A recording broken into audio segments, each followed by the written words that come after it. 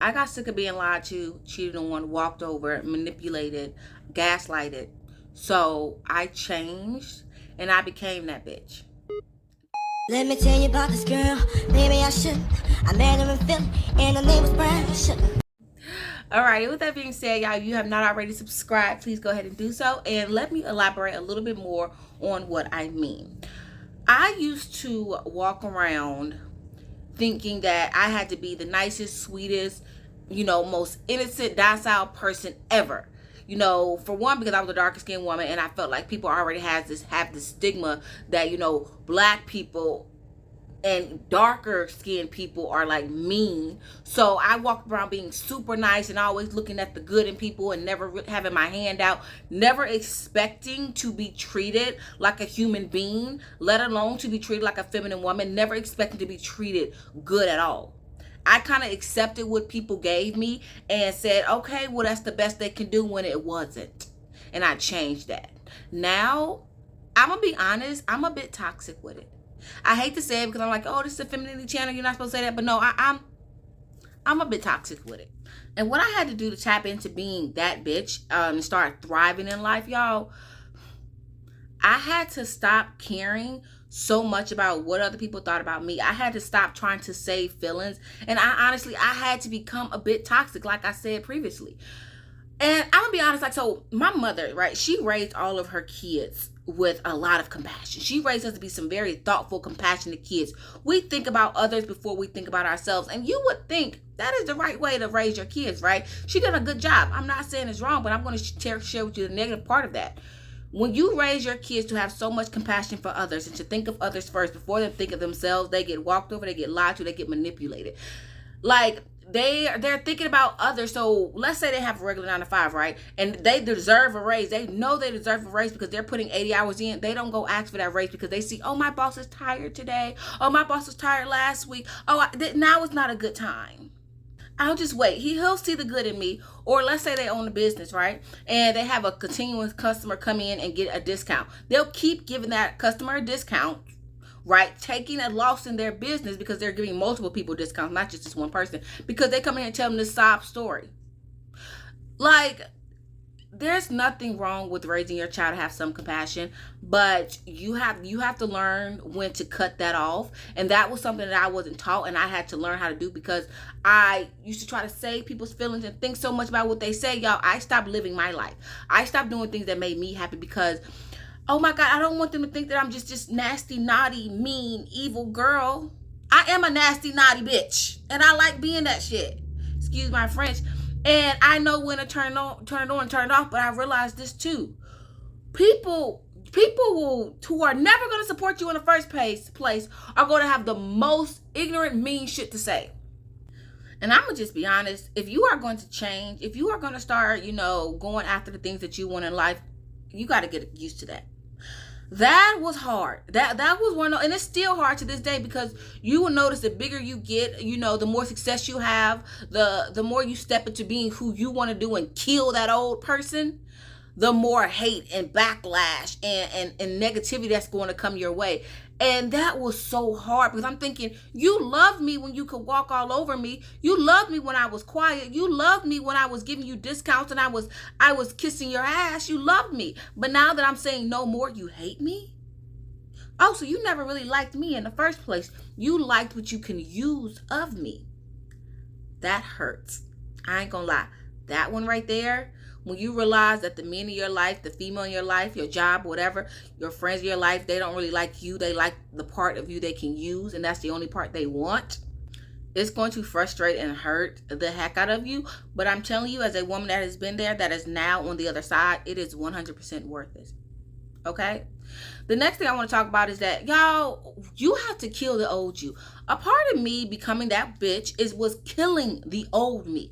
A lot of us are so attached to this old person, we don't want to let go because we put so much work in and stuff like that, that it's like, no, kill her, burn her, stab her, bury her. Forget her or him, whatever it is. Let that person that gets used and abused and manipulated and has to work 80-hour weeks and doesn't go after what they want, let them go. Stop trying to hold on to them so much, because all you're doing is holding on to them because it's going to make the next person happy. Let's be honest. You're holding on to the old you because it's going to make the old people that you really don't want in your life happy. Because if you tap into the new you, you will get a whole new surrounding, whole new people, and be in a whole new space. It is okay to change and let the old you go. It is okay to become that girl or that guy, that business owner, that teacher, that lawyer, whatever it is, that OnlyFans girl, that femininity coach. It's okay to become the person that you think you want to be. And maybe you spend 2 years being her and you're like, I don't want to do that. I want to do something else. Go do it. But you have to understand that by you staying stuck, staying stagnant in this place that you are right now and not changing, the only person you're hurting is you. You're not hurting me. You're not hurting your employees. You're hurting you, and you're hurting your family. That's it. Because guess what? I'm going to get mine. The people that are watching are going to get theirs. Your boss is going to get theirs. Everybody's going to get what they want and go after what they desire. You're the only one that's going to stay there, be stuck, and be left behind. That's the God honest truth. And the reality is, y'all, it's not going to be easy. It is hard. It is so damn hard. It is a struggle, because you are literally getting rid of something that you have known and the only person that you have ever been your whole life. But as someone, again, that is on the other side of this now, it's like a downhill for me, basically. And it's a good downhill. It's not a bad downhill. But someone who is literally just, just coasting and stuff and having challenges, but they're not really challenges. They're really, really easy things that I can overcome. I just have to think a little bit different. I am attracting better people into my life. I am attracting people that are inspired and want to encourage me and want to be my friend. And I am in a space where I want to inspire and encourage and motivate people as well. This is a space that I have never been in before, because I was so used to being in a space where people wanted to put a lid on who you are. People wanted you to act a certain way because they wasn't threatened by who you were, right? You didn't have any expectations or desires, so they wanted to keep you there. Now that I am no longer in that space, y'all, I ain't gonna lie, I'm a bit of a spoiled brat. Because the way I look at things is, why not? But why would you come at me if you can't? But what is the reason? Oh no, we can work around that. It is hard to give me an excuse to why you cannot succeed. It is hard to give me an excuse to why you cannot do something. I am not the one, especially for a guy, to come to and say, oh, I can't do this, or I can't do that, or this. My question is, why not? What is the challenge so that we can overcome this? And I'm gonna be honest, a lot of them are like, okay, damn it, here, girl, because what is no? I don't know of her. What is that?